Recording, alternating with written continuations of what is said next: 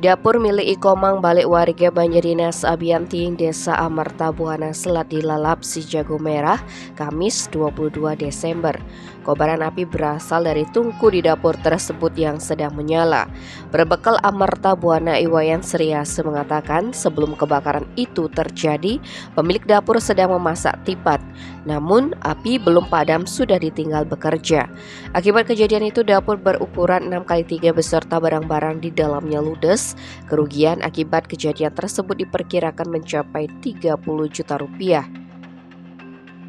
Kepala Dinas Pemadam Kebakaran dan Penyelamatan Karangasem Inyoman Sikingurah mengaku menghabiskan 4.000 liter air untuk menjinakkan si jago merah.